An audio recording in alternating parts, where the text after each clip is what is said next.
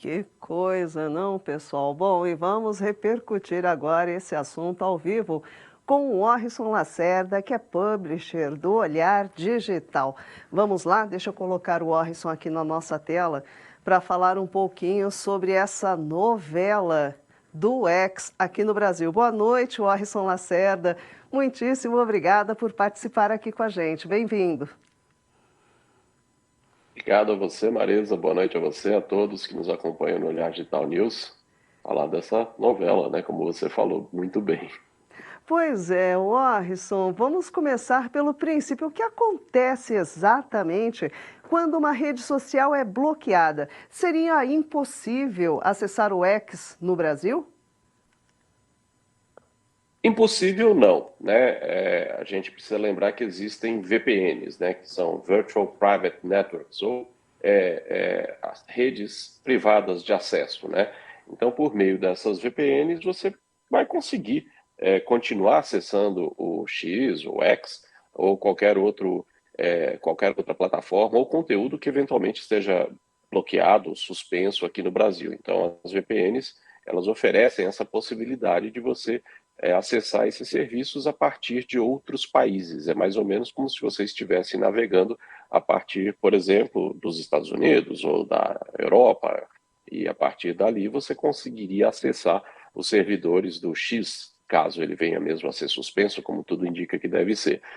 Então, não vai ser impossível acessar o X quem quiser continuar a acessar a rede social, e também não há nenhum risco, pelo menos no momento, né, de que se você tiver informações, posts que você fez lá no X, que eles venham a ser perdidos, né?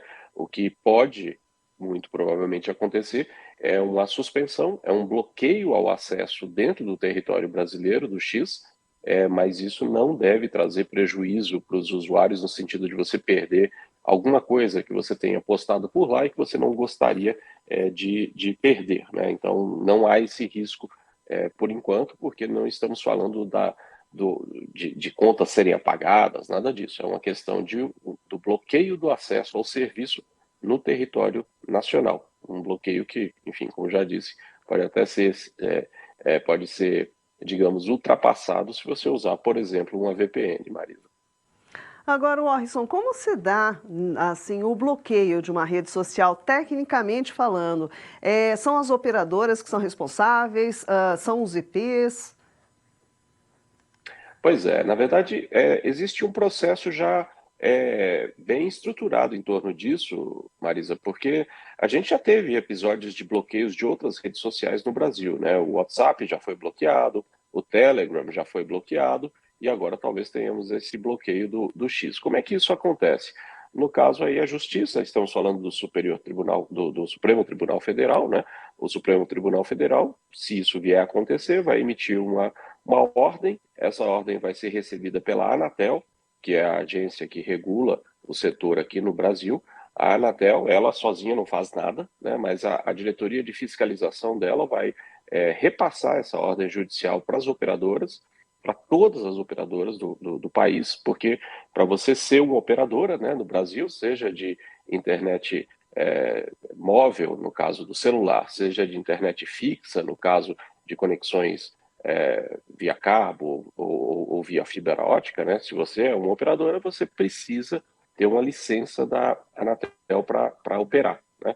Então você precisa ter um contato direto com a Anatel. Então a Anatel vai, a partir dessa ordem recebida, repassar essa ordem para as operadoras. A sua diretoria de fiscalização faz o acompanhamento do cumprimento dessa ordem, mas efetivamente quem faz esse bloqueio são as operadoras, sejam as operadoras de telefonia móvel, né, no caso de dados celulares, sejam as operadoras de internet fixa, né, que existem muitas no Brasil, né, inclusive boa parte do nosso país é coberto e é atendido por operadoras desse tipo, né, são operadoras locais que oferecem serviço de fibra ou mesmo cabo coaxial, enfim, são essas operadoras que vão fazer esse bloqueio, e esse bloqueio é feito normalmente pelo IP, né,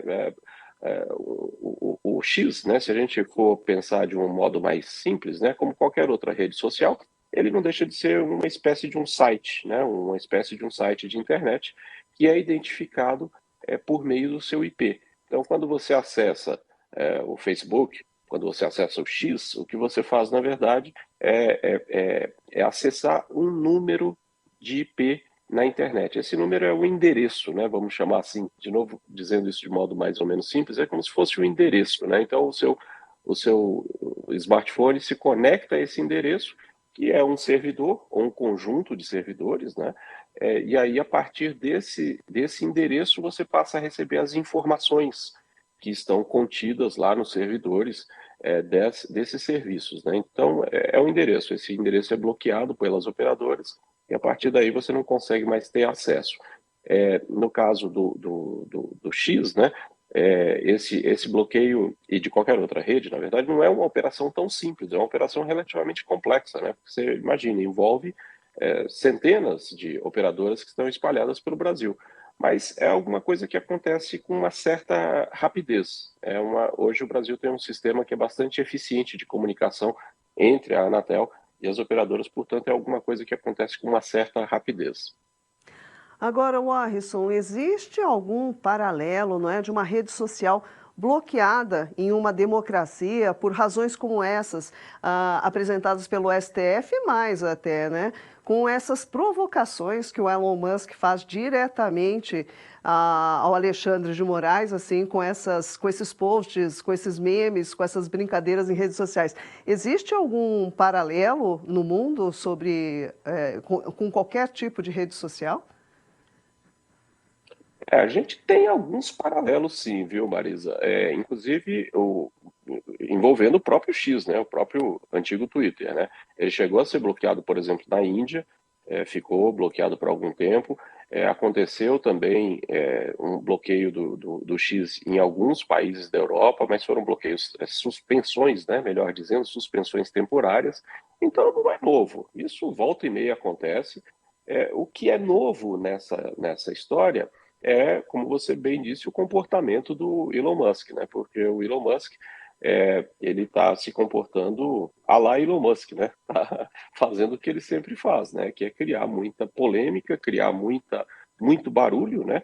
Porque, afinal de contas, né, do alto do seu poder hoje, né, do seu poder econômico, do poder que ele tem pelo fato das empresas dele atingirem tanta gente, por ser uma pessoa mundialmente famosa, então, qualquer coisa que ele faz acaba tendo muita repercussão, né? Então, isso acho que é o fato novo, né? Esse enfrentamento que o Elon Musk está levando para um plano pessoal, né? É importante dizer isso. O Elon Musk está levando isso para um plano pessoal, fazendo caricaturas do ministro, indo a público criticar nominalmente o ministro Alexandre de Moraes, né? Então, essa é uma atitude que parte do Elon Musk, que tem a ver com o caráter dele, né?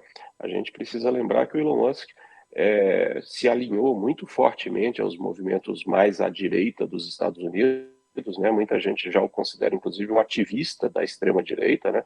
Eu não vou entrar aqui nessa discussão política, porque não é a nossa seara, né? A gente aqui fala de tecnologia, mas nos Estados Unidos o Elon Musk hoje é considerado um ativista de extrema-direita, e aí ele tem tido esses embates. É importante dizer que esses embates do Elon Musk estão mais agudos aqui no Brasil, a gente tem essa situação toda, mas ele está enfrentando também problemas em outros países, né? A Austrália está também ameaçando bloquear o X, já tem lá movimentos nesse sentido, porque o Elon Musk se nega a cumprir ordens judiciais. Mais ou menos com o que está acontecendo aqui no Brasil, né, Marisa?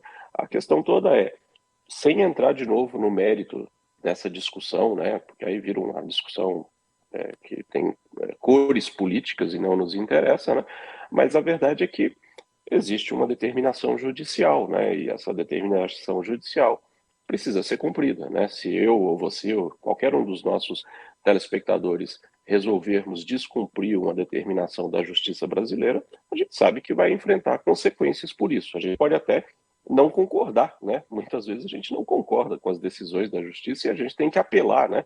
Tem canais para fazer apelações, né? Para reclamar os direitos. Existe aí todo um rito aí processual e jurídico estabelecido, né? É assim que funcionam as democracias, né? O Estado de Direito prevê isso, né? Mas a gente tem que fazer isso pelos meios legais, né? O que o Elon Musk fez foi, como a gente já sabe, né? Ele fechou os escritórios do X aqui no Brasil, demitiu muita gente, né? Quer dizer, afetou negativamente a vida dessas pessoas. E a lei brasileira é muito clara. É uma empresa digital, ela precisa ter um representante legal aqui no Brasil. Não apenas uma empresa digital, né? Qualquer empresa precisa ter um representante legal aqui no Brasil. Não importa se ela é uma multinacional, ela tem que ter um representante legal aqui no Brasil, que em última instância é a pessoa que responde por essa empresa, porque senão como é que você vai cobrar, né? Imagina, a gente está falando aqui de uma questão política, mas imagina que fosse uma dívida. Vamos imaginar que a empresa estivesse devendo para alguém, né? Para um banco ou para o governo. Uma empresa precisa ter alguém que responda por isso, né? Porque uma empresa é uma entidade, né? Não é uma pessoa. Então, a nossa lei é clara, e isso faz parte, inclusive, do Marco Civil da Internet, que diz que essas empresas, por mais imateriais que sejam, por mais digitais que sejam, elas precisam ter um representante legal no Brasil. Então, o X está sendo ameaçado de ser suspenso aqui no nosso país, porque nesse momento não há um representante legal do X aqui. E uma empresa não pode operar no Brasil sem que ela tenha um representante legal. Além do que, também o X tem várias dívidas não pagas, né, por enquanto, de multas que já foram infligidas pelo judiciário, e essas multas estão em aberto. Inclusive, numa ação paralela, o ministro Alexandre de Moraes determinou também o bloqueio das contas da Starlink no Brasil. Né? A Starlink, que é uma empresa que faz parte do grupo do Elon Musk, não é uma empresa ligada ao X, mas faz parte do grupo do Elon Musk. Essa empresa também teve as suas contas bloqueadas, né, suas movimentações foram bloqueadas no Brasil por determinação do STF.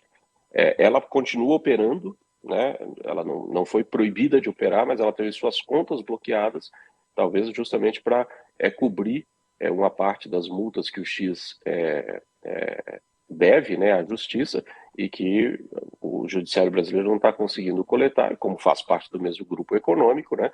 No Brasil existe essa jurisprudência, né, de que uma empresa faz parte do mesmo grupo econômico, ela pode ser responsabilizada parcialmente ou integralmente pela outra empresa também. Então, a Starlink, que oferece serviço de internet por satélite, teve suas contas bloqueadas hoje. Eles já, inclusive, enviaram um aviso, né, um comunicado aos clientes brasileiros, dizendo que isso tinha acontecido, mas dizendo que eles não vão interromper o serviço, e que mesmo que seja de graça, eles vão continuar a oferecer o serviço, vamos ver por quanto tempo, né, vai ser de graça, se for o caso, né, porque nesse momento eles não têm como fazer as cobranças dos consumidores brasileiros. E aí a gente pode ter uma situação interessante, Marisa, engraçada, porque a Starlink, como eu disse, é uma operadora de internet no Brasil, né? Então, teoricamente, ela também está subordinada se a gente tiver uma suspensão do acesso ao X do Brasil, também a Starlink vai precisar bloquear o acesso ao X do Brasil, né? Se ela vai receber essa determinação da Anatel, seguindo uma determinação do Judiciário, se essa determinação vier, como tudo indica que deve vir, né, Marisa? Então a gente vai ter essa situação de que uma empresa do Elon Musk talvez se veja obrigada a impedir o acesso ao X, que é outra empresa dele, e se não fizer isso, vai também ter consequências legais que ela vai precisar enfrentar. Tá certo. Bom, então por enquanto o pessoal que usa a Starlink continua com conexão. Por enquanto, é isso? Por enquanto, continua com conexão, tem esse compromisso escrito pela empresa, né, de que mesmo que eles não consigam cobrar os consumidores brasileiros, eles vão continuar a oferecer o serviço. Hoje o serviço da Starlink, para você ter uma ideia, já tem mais ou menos 250 mil assinantes só no Brasil. É muita Uhum. gente usando o serviço deles, só aqui no Brasil. Então, realmente, seria um problema para muita gente se de uma hora para outra eles não pudessem mais oferecer o serviço. Então, eles estão dizendo que vão continuar a oferecer o serviço, mesmo que eles não consigam, por enquanto, cobrar das pessoas, receber a mensalidade. Então, estão dizendo, a gente, mesmo que seja de graça, a gente vai continuar a oferecer o serviço. Mas aí sobram essas duas perguntas, né? Até quando? Será que Uhum. para sempre? E se eles receberem um ofício dizendo que eles têm que bloquear o acesso, que eles também, como operadora, não podem mais permitir que os seus usuários acessem o X, será que eles vão cumprir? Sim ou não? E se eles não cumprirem, o que, que a justiça brasileira vai fazer? Vai bloquear, aí sim, a operação da Starlink aqui no Brasil? Então, como você disse, é uma novela que a gente está vivendo e aí tem alguns capítulos para rolar para a gente acompanhar. Ou seja, ainda temos mais desdobramentos dessa história. Bom, conversamos com o publisher do Olhar Digital, Orrisson Lacerda. Orrisson, muitíssimo obrigada pela sua participação e provavelmente voltaremos a falar sobre esse assunto nos próximos dias. Muitíssimo obrigada e boa noite. Acho que vamos voltar sim, Marisa. Eu que agradeço. Boa noite a você, boa noite a todos. É isso aí, pessoal. Pois é, essa história não vai acabar tão cedo e vocês acompanham todos os detalhes aqui no Olhar Digital. Ficam sempre muito bem informados em primeira mão. E olha, daqui a pouquinho a gente volta a falar sobre esse assunto, agora sobre a parte jurídica desse embate envolvendo o ex, com o Leandro Alvarenga na coluna Seu Direito Digital. O Olhar Digital News está começando tardiamente agora e voltamos já já.